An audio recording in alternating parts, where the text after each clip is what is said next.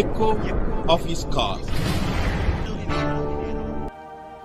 மிகவும் நெருக்கடியான நேரத்தில் ஆண்டவராக இயேசு கிறிஸ்து தம்முடைய சார்ந்திருந்த மக்களை பார்த்த விதமாக சொன்னார். ఎంతో ఇబ్బందిలో ఉన్నప్పుడు ప్రభువైన యేసుక్రీస్తు తనతో వచ్చిన జనులను చూసి ఇలా సెలవిచ్చారు. சாந்த குணமுள்ளவர்கள் பாக்கியவான்கள், సాత్వికులు ధన్యులు, அவர்கள் பூமியை சுதந்தரித்துக் கொள்வார்கள். వారు భూలోకముని స్వతంత్రించుకొందురు అని రాయబడి ఉన్నది. மத்தேயு 5:5 మత్తయి సువార్త 5వ అధికారం 5వ వచనంలో ఇలా సెలవిచ్చారు. இந்த எப்படி இருந்தது என்று கேட்டால், ఈ పరిస్థితి ఎలా ఉండిందంటే அவருடைய ஆரம்ப காலத்தில் இருந்த குற்றம் கண்டுபிடிக்கிறவர்களை சூழ்ந்திருந்தார்கள்.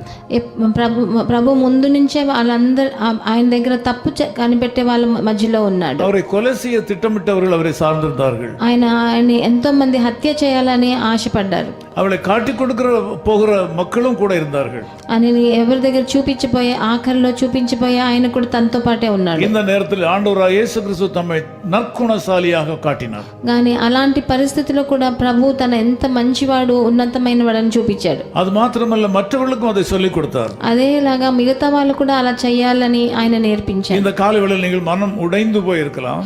ఈ పొద్దుట వేళ మీరు మనసు విరిగిపోయి ఉన్నారేమో. அதிகப்படியான கஷ்டங்களினாலே உங்களுடைய குணாதிசயத்திலே மாற்றம் ஏற்படுகிற ஒரு சூழ்நிலையிலே நீங்கள் இருக்கலாம். ఎంతో కష్టం దుఃఖం వలన మీ క్యారెక్టరే మారిపోయి ఉందేమో. ஒரு நண்பர் விதமாக சொன்னார், ఒక స్నేహితుడు ఇలా సెలవిచ్చాడు, அளவுக்கு மேல ஒரு மனிதனை, நல்ல மனிதனை கஷ்டப்படுத்தினால் அவன் கெட்டவனாக மாறிவிடுவான் என்று.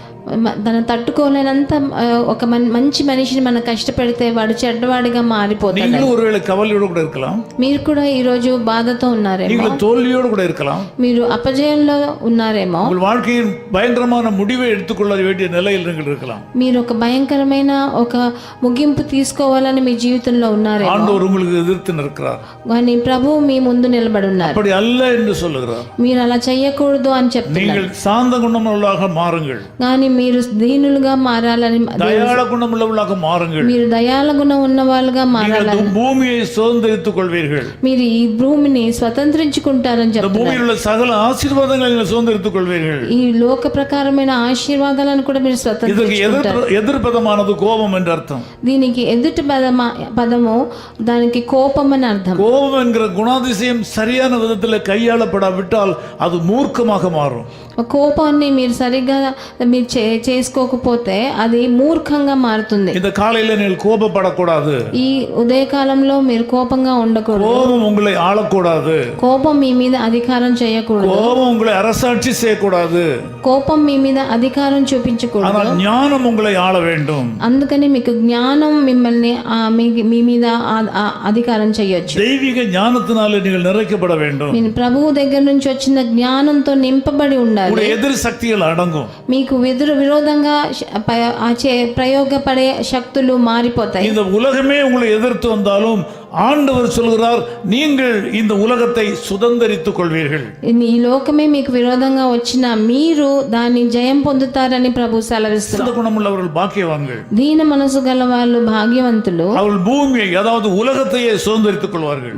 వాళ్ళు భూమి అంటే ఈ లోకాన్ని స్వతంత్రించుకుంటారని చెప్తున్నారు. நீங்கள் நல்லவர்களாக மாறுங்கள். మీరందరూ మంచివారుగా మారండి. சாந்த குணமுள்ள மக்களாக மாறுங்கள். శాంత గుణం ఉన్న వాళ్ళగా మారండి. இது ஆண்டவராகிய இயேசு கிறிஸ்துவுடைய குணாதிசயம். ఇది ప్రభువైన యేసుక్రీస్తు గుణాతిశయం. ஆண்டவர் எப்படி இந்த உலகத்தை ஜெயித்தாரோ அதே மாதிரி நீங்களும் ஜெயிப்பீர்கள். ప్రభు ఎలా ఈ లోకాన్ని జయించాడో అలాగే మీరు జయిస్తారు. இன்றைக்கு உங்கள் நடவடிக்கைகளில் வெற்றியை காண்பீர்கள். ఈ రోజు మీ నడవడికలలో ఒక జయాన్ని చూస్తారు. நீங்கள் வெற்றி அடைய போவதற்கு அடையாளமாக இன்றைக்கு சில வெற்றிகள் உங்களுக்கு உண்டாகும். మీరు విజయం పొందబోయేదాన్ని చూపించేదానికి ఎన్నో విజయాలు ఈ రోజు మీ జీవితంలో జరుగుతాయి. உங்களை எதிர் நிற்கிறவர்கள் வாய் அடைக்கப்படுவார்கள். మీకు ఎదురు తిరిగిన వాళ్ళు నోరు మూసుకుంటారు. உங்களுக்கு தீமை செய்ய முற்பட்டவர்கள் உங்களிடத்தில் வந்து அடங்குவார்கள். మీకు చెడు చేయాలనుకున్న వాళ్ళు మీ దగ్గరికి వచ్చి మీకు లోబడతారు. கோபத்திலே எந்த தீர்மானமும் எடுக்காதீர்கள். మీరు కోపంగా ఉన్నప్పుడు ఏ తీర్మానాన్ని నిర్ణయాన్ని చేయకండి. இன்றைக்கு தெய்வீக ஞானம் உங்கள் வாழ்க்கையில அரசாட்சி செய்யட்டும். ప్రభువు ఇచ్చే జ్ఞానము మిమ్మల్ని నింపని ఈ రోజు. யாரும் உங்களை ஒன்றும் செய்து விட முடியாது. ఎవరు మిమ్మల్ని ఏమీ చేయలేరు. நீங்கள் இயேசு கிறிஸ்துவுடைய பாதுகாப்புக்குள்ள இருக்கிறீர்கள். ఎందుకంటే ప్రభువైన యేసుక్రీస్తు మీకు కాపుదలగా ఉన్నాడు. நான் உங்களுக்காக ஜெபிக்கிறேன். నేను మీకోసం ప్రార్థన చేస్తాను. பிதாவே, உங்களுக்கு நன்றி தெரிவிக்கிறோம். ప్రియ తండ్రి, మీకు వందనాలు స్తుతులు. ஆண்டவரே, சாந்த குணமுள்ளவர்கள் பாக்கியவான்கள்.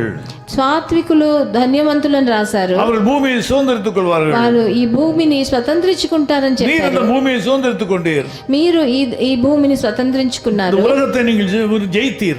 ఈ లోకాన్ని మీరు విజయం పొందారు. நாங்களும் ஜெயிக்க வேண்டும் என்று விரும்புகிறீர். మేము విజయం పొందాలని మీరు ఆశిస్తున్నారు. இந்த மக்களோட கஷ்டகாலம் மாறுவதாக. ఈ మా జనులని కష్టకాలం అంతా మారిపోనే நீண்ட காலமாக கஷ்டப்படுகிறார்கள். ఎంతో సంవత్సరాలుగా కష్టపడుతున్నారు. நீண்ட காலமான தீராத வியாதியினால் பாதிக்கப்பட்டிருக்கிறார்கள். ఎంతో మంది చాలా మంది తీరని అనారోగ్యంతో உச்சம் தலை முதல் கால் வரையிலும் இருக்க வியாதிகள் அனைத்தும் மாறி போவதாக. వాళ్ళ తల నుంచి అరికాల వరకు వాళ్ళకున్న అన్ని సమస్యలు అనారోగ్యం మారిపోనే. தலைக்கு உள்ளே இருக்கிற கண்டுபிடிக்க முடியாத இடங்களில் இருக்கிற நுண்ணிய பகுதிகளில் இருக்கிற வியாதிகளை இயேசு கிறிஸ்துவின் நாமத்திலே நான் சுகப்படுத்துகிறேன். వాళ్ళ తలకాయలో ఉన్న లోపల ఉన్న మెదడులో ఉన్న చిన్న చిన్న విషయాలు కూడా ప్రభు అయిన యేసుక్రీస్తు స్పర్శతో వాళ్ళు ఆరోగ్యం చెందని. வாய்க்குள்ளே இருக்கிற தீராத வியாதிகள் இயேசு கிறிஸ்துவின் நாமத்திலே நீக்கப்படுவதாக. వాళ్ళ నోటిలో ఉన్న ఏ వ్యాధి అయినా అది మారిపోనే. குரல் வளையில் இருக்கிற வியாதிகள் மாறுவதாக. వాళ్ళ గొంతులో ఉన్నది ఎలాంటి అనారోగ్యమైనా మారిపోనే. வயிறு பகுதியில் இருக்கிற வியாதிகள் மாறுவதாக. వాళ్ళ కడుపులో ఏదైనా వాళ్ళకి అనారోగ్యం ఉంటే అది మారిపోని తండ్రి. గర్భపైயில் இருக்கிற வியாதிகள் இயேசு கிறிஸ்துவின் நாமத்திலே மாறுவதாக. వాళ్ళ గర్భ సంచిలో ఏదైనా అనారోగ్యం ఉంటే దాంట్లోంచి విడుదలనివ్వండి. இரத்த சோகையில் இருக்கிற வியாதிகள் மாறுவதாக. వాళ్ళ రక్తం తగ్గినందువల్ల వచ్చే అనారోగ్యంలోంచి వాళ్ళకి విడుదలనివ్వండి. పోకుகள் மாறுவதாக. వాళ్ళకి చాలా రక్తం పోయి ఆడవాళ్ళకి అలాంటి ప్రాబ్లం மாறுவதாக. అలాంటి సమస్యలన్నీ మారిపోని తండ్రి. மாறுவதாக. వాళ్ళ మోకాల నొప్పులు మారిపోని తండ్రి. காலின் அடிப்பகுதியில் இருக்கிற வியாதிகள் இயேசு கிறிஸ்துவின் நாமத்திலே இப்பொழுது நீக்கப்படுகின்றன. వాళ్ళ అరికాలలో ఉన్న అన్ని అనారోగ్యం కూడా యేసుక్రీస్తు నామములో వాళ్ళని వదిలిపోయి மக்களை ஆசீர்வதிக்கிறதற்காக ஸ்தோத்திரம். ప్రభు మమ్మల్ని ఆశీర్వదించారు కాబట్టి இந்த நாளுகளுக்கு மிகுந்த ஆசீர்வாதமாக இருப்பதாக. ఈ రోజు మీకు చాలా ఆశీర్వాదకరంగా మారని యేసు கிறிஸ்துவின் நாமத்தில் ஜெபிக்கிறோம் பிதாவே. ప్రభు అయిన యేసుక్రీస్తు నామమునందున వేడుకుంటున్నాం తండ్రి. ஆமென் ஆமென். மான்கள் நீரோடை வாஞ்சிப்பது போல ஆத்மாவா ஜிக்குதே, நீர் மாத்திரம் எந்த ஆத்மநேசருமையா ராதிக்கிறே. நீர் பலனுமன் கேடகமாம் எனாவி உம்மை என்றும் அடிபணியும்.